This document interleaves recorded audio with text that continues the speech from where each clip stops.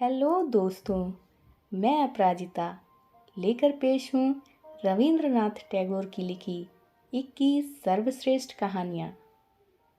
आज आप सुनेंगे तीसरी कहानी जिसका शीर्षक है प्रेम का मूल्य। बृहस्पति छोटे देवताओं का गुरु था। उसने अपने बेटे कच्छ को संसार में भेजा कि शंकराचार्य से अमर जीवन का रहस्य मालूम करे। कच्छ शिक्षा प्राप्त करके स्वर्गलोक को जाने के लिए तैयार था। उस समय वह अपने गुरु की पुत्री देवयानी से विदा लेने के लिए आया। कच्छ, देवयानी, मैं विदा लेने के लिए आया हूँ। तुम्हारे पिता के चरण कमलों में मेरी शिक्षा पूरी हो चुकी है। कृपा कर मुझे स्वर्गलोक जाने की आज्ञा दो। देवयानी, तुम्हारे लिए इस वन को छोड़ना बहुत सरल है। यह वही वन है जिसने इतने वर्षों तक तुम्हें अपनी छाया में रखा और तुम्हें लोरियां दे दे कर थपकाता रहा। तुम्हें अनुभव नहीं होता कि आज वायु किस प्रकार क्रंदन कर रही है। देखो, वृक्षों की हिलती हुई छाया को देखो, उनके कोमल पल्लवों को निहारो।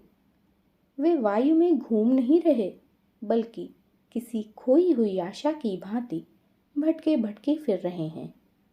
एक तुम हो कि तुम्हारे ओष्ठों पर हंसी खेल रही है। प्रसन्नता के साथ तुम विदा हो रहे हो। देवयानी, मुझे वे दिन स्मरण हैं जब तुम पहली बार यहाँ आए थे। उस समय तुम्हारी आयु किशोर अवस्था से कुछ ही अधिक थी। तुम्हारे नेत्र मुस्कुरा रहे थे। तुम उस समय उधर वाटिका की बाड़ के समीप खड़े थे। कच्छ, हाँ, उस समय तुम फूल चुन रही थी। तुम्हारे शरीर पर श्वेत वस्त्र थे। ऐसा दिखाई देता था जैसे उषा ने अपने प्रकाश में स्नान किया है। तुम्हें संभवतः स्मरण होगा, मैंने कहा था यदि मैं तुम्हारी कुछ सहायता कर सकूं तो मेरा सौभाग्य होगा। देवयानी, स्मरण क्यों नहीं है? मैंने आश्चर्य से तुमसे पूछा था कि तुम कौन हो, और तुमने अत्यंत नम्रता से उत्तर दिया था कि मैं इंद्र की सभा के प्रसिद्ध गुरु बृहस्पति का सुपुत्र हूँ। फिर तुमने बताया कि तुम मेरे पिता से वह रहस्य मालूम करना चाहते हो जिससे मुर्दे जीवित हो सकते हैं। कच्छ, मुझे संदेह था कि संभव है तुम्हारे पिता मुझे अपने शिष्य रूप में स्वीकार न करें। देवयानी, किंतु जब मैंने तुम्हारी स्वीकृति के लिए समर्थन किया तो वह इस विनती को अस्वीकार न कर सके। उनको अपनी पुत्री से इतना अधिक स्नेह है कि वह उसकी बात टाल नहीं सकते। कच्छ, और जब मैं 3 बार विपक्षियों के हाथों मारा गया तो तुम्ही ने अपने पिता को बाध्य किया था कि मुझे दोबारा जीवित करें।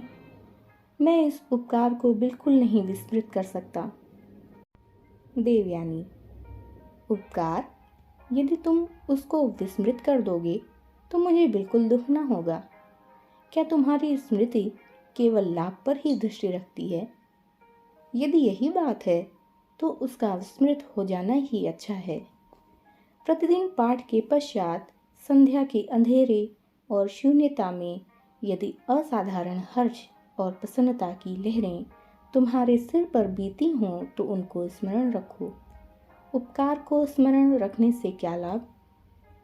यदि कभी तुम्हारे पास से कोई गुजरा हो जिसके गीत का चुभता हुआ टुकड़ा तुम्हारे पाठ में उलझ गया हो, या जिसके वायु में लहराते हुए आंचल ने तुम्हारे ध्यान को पाठ से हटाकर अपनी ओर आकर्षित कर लिया हो, अपने अवकाश के समय में कभी उसको अवश्य स्मरण कर लेना। परंतु केवल यही, कुछ और नहीं। सौंदर्य और प्रेम का याद न आना ही अच्छा है। कच्छ, बहुत सी वस्तुएं हैं जो शब्दों द्वारा प्रकट नहीं हो सकती। देवयानी: हाँ हाँ, मैं जानती हूँ। मेरे प्रेम से तुम्हारे हृदय का एक एक अणु छिद चुका है और यही कारण है कि मैं बिना संकोच के इस सत्य को प्रकट कर रही हूँ कि तुम्हारी सुरक्षा और कम बोलना मुझे पसंद नहीं। तुम्हें मुझसे अलग होना अच्छा नहीं, यहीं विश्राम करो। कोई ख्याति ही हर्ष का साधन नहीं है। अब तुम मुझको छोड़कर नहीं जा सकते। तुम्हारा रहस्य मुझ पर खुल चुका है।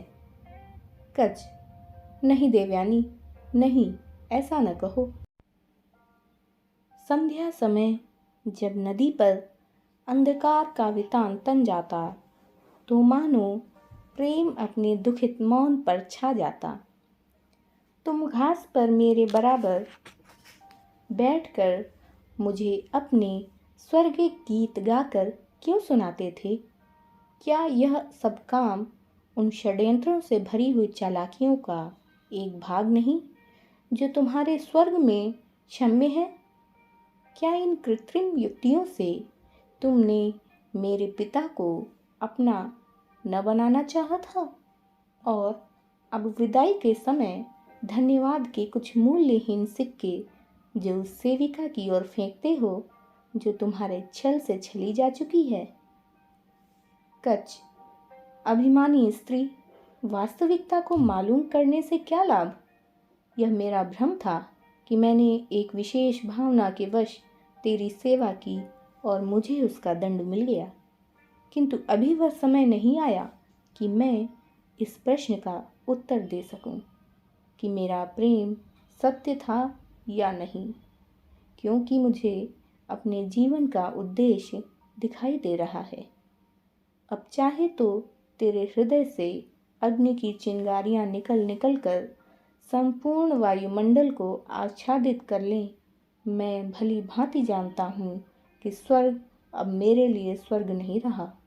देवताओं की सेवा में यह रहस्य तुरंत ही पहुँचाना मेरा कर्तव्य है, जिसको मैंने कठिन परिश्रम के पश्चात प्राप्त किया है।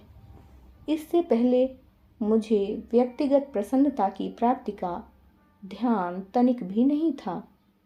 क्षमा कर देवयानी, मुझे क्षमा कर। सच्चे हृदय से क्षमा का इच्छुक हूँ।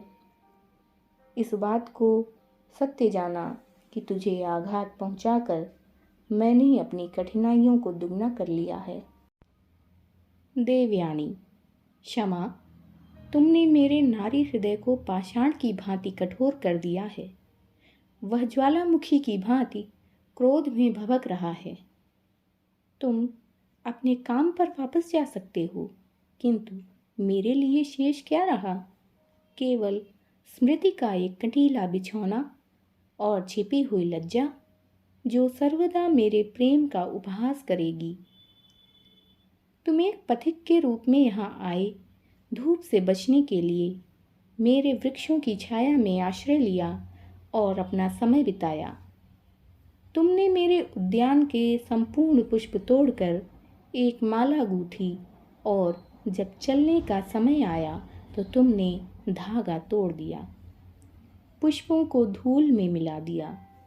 मैं अपने दुखित हृदय से शाप देती हूँ कि जो शिक्षा तुमने प्राप्त की है वह सब तुमसे विस्मृत हो जाए।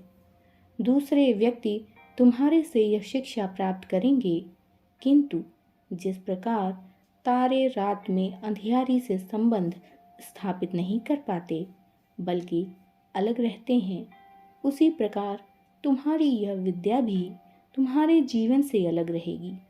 व्यक्तिगत रूप में तुम्हें इससे कोई लाभ न होगा, और यह केवल इसलिए कि तुमने मेरे प्रेम का अपमान किया।